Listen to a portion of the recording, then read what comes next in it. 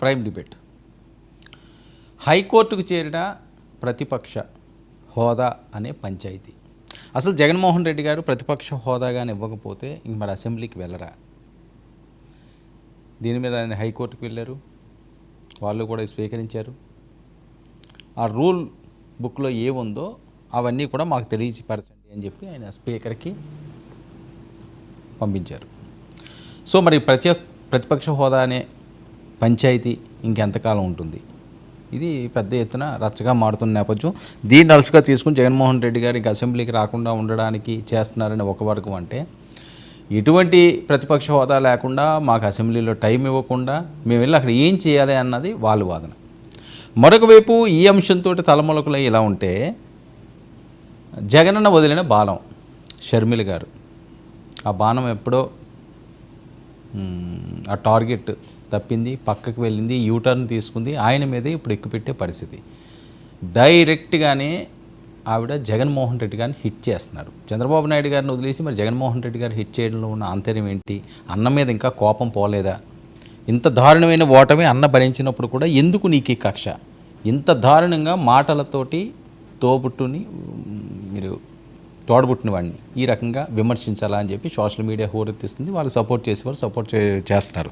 మరొక వైపు మదనపల్లి అగ్ని ప్రమాద ఘటన. మదనపల్లి అగ్ని ప్రమాద ఘటనలో చాలా అంశాలు ఇందులో రహస్యాలు ఉన్నాయి. భారీ కుంభకోణం ఇందులో దాగి ఉంది. అది బుగ్గిపాలైంది. అగ్గి పెట్టినంత మాత్రాన నిజాలు బుగ్గవుతాయా? ఎట్టి పరిస్థితుల్లోనూ అవ్వనివ్వం.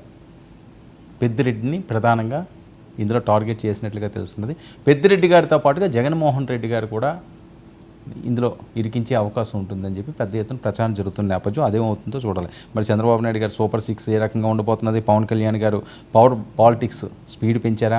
ఆయన కూడా క్వాష్ పిటిషన్ ఒకటి వేశారు గుంటూరు. ఈ వాలంటీర్ల మీద ఆయన చేసిన దానికి అప్పట్లో కేసు ఒకటి నమోదైంది. అది కొట్టేయమని చెప్పి ఆయన కూడా గుంటూరు కోర్టుకి వెళ్ళారు. దానికి ఏదో ఆయనకి ఉపశమనం వచ్చిందని.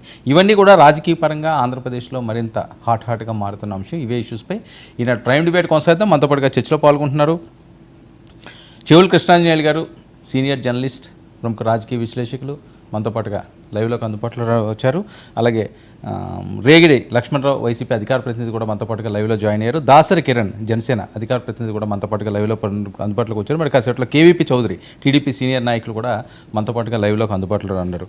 ముందుగా కృష్ణాంజనేయులు గారు వర్షం తీసుకున్నారు. కృష్ణాంజనేయులు గారు నమస్తే. వర్మ గారు నమస్తే. ఏంటి సార్ ఈ ప్రతిపక్ష హోదా తర్వాత దాసరి రాము, కిరణ్ అదే విధంగా లక్ష్మణ్ మన రోజు కలుస్తున్నారులేండి. అంటే అధికారులు ఉన్నారు కదండి, వాళ్ళకి కొద్దిగా పనులు ఎక్కువ ఉంటాయండి. వాళ్ళు మనం ఎక్కువ డిస్టర్బ్ చేయలేకపోతున్నాం. ఇంతకు ముందు అంటే ప్రతిపక్షం వాళ్ళు అందరూ మీడియాలో పోరాటం చేస్తున్నారు కాబట్టి వాళ్ళు రోజు కనిపిస్తారు. అధికార పార్టీలో ఉన్నారు కాబట్టి వర్కులు ఎక్కువైపోయినాయి, వాళ్ళకి కొద్దిగా బిజీగా తిరుగుతున్నారు. బాధ్యతలు పెరుగుతాయి కదా. సో అది నేను అనేది ఒకటి, ప్రతిపక్ష హోదా పంచాయతీ ఇంకా అసెంబ్లీ అయిపోయింది, ఆంధ్రప్రదేశ్ అయిపోయింది, ఇంకా కోర్టులకు వెళ్ళి తేల్చుకోవాలి. హైకోర్టు కాదు సుప్రీంకోర్టులో ఉన్నా తేల్చుకుంటా ఉంటున్నారు. ఏంటి ప్రతిపక్ష హోదా అనే అంశం అన్నది? టెక్నికల్గా ఉన్న అంశాలు చాలా ఉన్నాయి. ప్రతిపక్ష హోదాకి మన వాయిస్ ప్రజల కోసం అసెంబ్లీకి వెళ్ళి వినిపించడం అన్నది కరెక్ట్. కానీ అది మానేసి ఈ రకంగా కోర్టులకు వెళ్ళి దీనివల్ల కలిసి వచ్చేది ఏముంది? అసలు జగన్మోహన్ రెడ్డి గారి వ్యూహం ఏంటండి? వర్మ గారు, జగన్మోహన్ రెడ్డి చాలా స్పష్టంగా తన ఎజెండాని రాష్ట్ర రాజకీయాల్లో కీలకమైనటువంటి అంశంగా ఉంచాలి అనేటువంటి దాని మీద ఆయన పక్కా ప్రణాళిక రూపొందించుకుంటారు. అందుకు అనుగుణంగానే ఆయన పావులు గడుపుతున్నారు. మొట్టమొదటి అంశాన్ని ఏం తీసుకున్నారు? లా అండ్ ఆర్డర్ ఇష్యూని తీసుకున్నారు. దాన్ని గల్లీ నుంచి ఢిల్లీ వరకు దాని మీద అలర్ట్ చేశారు. కొంత అధికార పక్షం కూడా దాని మీద రెస్పాండ్ అయింది. ఆ ఎజెండా మీద నడిచింది ఢిల్లీలో కూడా, నేషనల్ మీడియా, అదేవిధంగా నేషనల్ పార్టీలు అని. ఇప్పుడు ఆయన అసెంబ్లీకి వెళ్ళటం లేదు అనేటువంటిది అధికార పక్షం చెప్తున్నటువంటి మాట. ఆయన వెళ్ళటం లేదు అనేటువంటిది కూడా ఇప్పుడు 2 అసెంబ్లీ సమావేశాల్లో అలా వెళ్ళారు, ఇలా వచ్చారు. కాబట్టి ఆయన అసెంబ్లీకి వెళ్ళటం లేదు అనేటువంటిది స్పష్టంగా కనపడుతుంది ఈ 2 సమావేశాల్లో. ఇక వెళ్ళడు అని మాత్రం చెప్పలేము. కానీ ఆయనే చెప్పాడు మొన్న విలేకరుల సమావేశంలో, మాకు ఎలాగో అసెంబ్లీలోకి పోతే సమయం ఇవ్వరు కాబట్టి నేను అసెంబ్లీ జరిగేటప్పుడు ఇలాగ ప్రెస్ కాన్ఫరెన్స్లు పెట్టి మాట్లాడతానని చెప్పాడు. అంటే ఇండైరెక్ట్ గా నేను అసెంబ్లీ కాదు, నేను మీడియా నుంచి ప్రజలను అడ్రస్ చేస్తాను అనేటువంటిది. ఇది ఖచ్చితంగా తప్పండి. ఏంటి అని అంటే, ఆయన ఎమ్మెల్యేగా ప్రజలు ఎన్నుకున్నారు, ఆయనకు 10 మంది ఉన్నా, 11 మంది ఉన్నా, 67 మంది ఉన్నా, 151 మంది ఉన్నా, అసెంబ్లీ వేదిక ప్రజాస్వామ్యంలో అసెంబ్లీ అనేటువంటిది ఖచ్చితంగా చట్టసభలు అనేటువంటిది దేవాలయం లాంటి ప్రజాస్వామ్యం. అక్కడే మనం ఏదైనా తీర్చుకోవాలి. అయితే జగన్మోహన్ రెడ్డి అక్కడికి నేను వెళ్ళటానికి, నేను వెళ్తే నన్ను మాట్లాడినెవ్వరు, నాకు సరైన సమయం ఇవ్వరు, ప్రతిపక్ష హోదా ఉందనుకోండి ఖచ్చితంగా నాకు హక్కుగా అది వస్తుంది అనేటువంటి ఆ అంశాన్ని ముందుకు నెట్టడం ద్వారా ఒక చర్చ పెడుతున్నారు. ఆ చర్చ జగన్మోహన్ రెడ్డిని నమ్మేవాళ్ళకి అది నచ్చుతుంది. కానీ టెక్నికల్ గా చూసినప్పుడు 10% ఎమ్మెల్యేలు లేనప్పుడు, 18 మంది ఎమ్మెల్యేలు లేనప్పుడు 11 మంది ఎమ్మెల్యేలతో ఆయనకి ప్రతిపక్ష హోదా రాదు అనేటువంటి విషయం అందరికీ తెలుసు, ఆయనకు కూడా తెలుసు.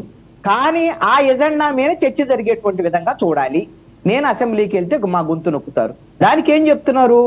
ఈ ప్రభుత్వము అనేకమైనటువంటి సంక్షేమ పథకాలు హామీ ఇచ్చింది, సూపర్ 6 సంబంధించినటువంటి ఇచ్చింది, ఇవన్నీ అమలు చేయలేకపోతున్నారు, ఇప్పుడు దాడులు చేస్తున్నారు, దాష్టికాలు చేస్తున్నారు.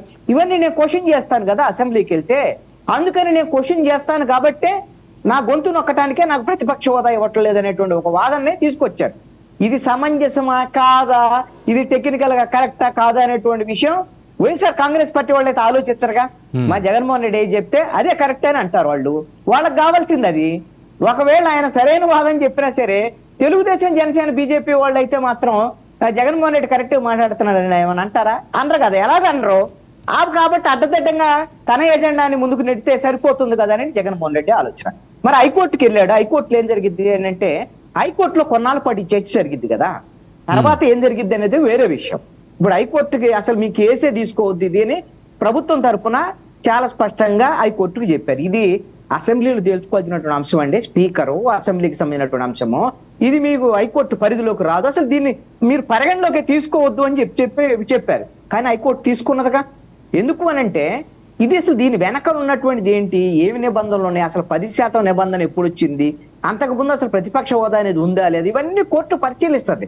ఇద్దరు వాదనలు వింటది. అయితే ఈ రోజున జగన్మోహన్ రెడ్డి చాలా తెలివిగా, చాలా స్పష్టంగా కోర్టు ముందు ఏముంచారు, ఇప్పుడు శాసనసభ పక్షానికి సంబంధించిన నేతలు చేసినటువంటి ఆరోపణలు, చంద్రబాబు నాయుడు కానీ, అదే విధంగా తెలుగుదేశం పార్టీ వాళ్ళు కానీ, అదే విధంగా స్పీకర్ గా ఉన్నటువంటి అయ్యన్న పాత్రుడు లాంటి వాళ్ళు, ఆయన స్పీకర్ కాకముందు చేసినటువంటి వ్యాఖ్యలు, ఇలాంటి అంశాలన్నింటినీ ఇవన్నీ కోర్టు ముందు ఉంచడం ద్వారా వీళ్ళు దురుద్దేశంతో, రాజకీయ దురుద్దేశంతో నాకు ప్రతిపక్ష హోదా ఇవ్వటం లేదు అనేటువంటి వాదనను ముందుకు తీసుకొచ్చాడు.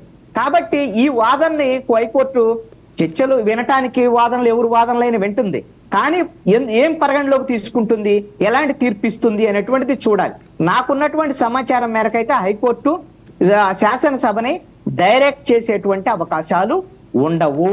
అవును, ఇది ఒకటి. రెండో అంశం ఏంటంటే 10% ఎమ్మెల్యేలు లేకుండా ఇప్పటి వరకు భారతదేశంలో ఏ రాష్ట్రంలో కూడా ఏ పార్టీకి ప్రతిపక్ష హోదా అనేటువంటిది అసెంబ్లీలో కానీ, అదే విధంగా లోక్సభలో, అదే విధంగా పార్లమెంట్ లో కానీ ఇచ్చి ఉండలేదు ఇప్పుడు వరకు. ఇది ఉన్నటువంటి పరిస్థితి. దీంట్లో జగన్మోహన్ రెడ్డికి ఎట్టి పరిస్థితిలో ప్రతిపక్ష హోదా రాదు. కానీ తన ఈ ఎజెండాను ముందుకు తీసుకురావడం ద్వారా ప్రజల తరఫున నేను మాట్లాడాలనుకుంటే ఈ విధంగా మన గొంతులు అనేటువంటి చర్చ పెట్టాలనుకుంటున్నారు. కానీ ఒకటి మాత్రం నిజం, జగన్మోహన్ రెడ్డి అసెంబ్లీకి వెళ్ళి అసెంబ్లీలో మాట్లాడటానికి ప్రయత్నం చేసి, ఇప్పుడు వీళ్ళు వైఎస్ఆర్ కాంగ్రెస్ పార్టీ వాళ్ళు వాదన చేస్తున్నారు కదా, చంద్రబాబు నాయుడు ఇవన్నీ ఈ సూపర్ 6 హామీలు అప్పుడు ఇచ్చాం కానీ ఇప్పుడు చూస్తుంటే భయం వేస్తుంది, ఇవన్నీ ఎట్లా ఇంప్లిమెంట్ చేయాలి, డబ్బులు లేవు బడ్జెట్ లో, అందుకని మనకి ఎలా ఇంప్లిమెంట్ చేయాలనే దాని మీద మాట్లాడుతున్నారు, కొంత సమయం కావాలి, ప్రజలు కూడా అర్థం చేసుకోవాలి అని అంటున్నారు. ఇవన్నీ ఒకవేళ ఈ ప్రభుత్వము సంక్షేమ పథకాలను అమలు చేయకుండా తాత్సర్యం చేయటమో లేకపోతే వాయిదా వేయటమో ఇలాంటి అంశాలన్నీ ఉంటే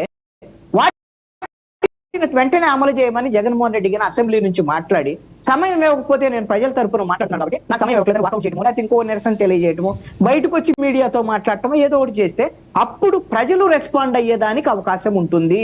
అప్పుడు జగన్మోహన్ రెడ్డి మా కోసం మాట్లాడుతున్నాడు, ఆయన మా కోసం మాట్లాడుతుంటే ఆయన గొంతు నొక్కుతుంది ప్రభుత్వం అని ఆలోచించేదానికి అవకాశం ఉంటుంది. లేదు అనంటే జగన్మోహన్ రెడ్డి మా కార్యకర్తలను కొడుతున్నారు, మా కార్యకర్తలను చంపుతున్నారు, మా వైఎస్ఆర్ కాంగ్రెస్ పార్టీకి సంబంధించిన మాజీ మంత్రులు మీద కేసులు పెడుతున్నారు, అదే విధంగా నీ గొంతు నొక్కుతున్నారు లేదనేటువంటి విషయం ఎప్పుడు తేలాలి? ఇవన్నీ కూడా పార్టీకి సంబంధించినటువంటి అంశాల మీద ఆయన ఏం మాట్లాడినా సరే పార్టీ వాళ్ళకి బాగానే ఉంటది. వాళ్ళ పార్టీ ఓట్లు వేసినటువంటి 40% ఓట్లు వేసినటువంటి వాళ్ళు ఉన్నారు కదా, వాళ్ళందరూ ప్రజలు, వాళ్ళేం పార్టీ వాళ్ళు కాదు. వాళ్ళకి పార్టీకి సంబంధించినటువంటి వాళ్ళు నాకు తెలిసి అయితే 15 to 20% ఉంటారండి ఏ పార్టీకి అయినా సరే. వాళ్ళ మెంబర్షిప్ అదే కదా.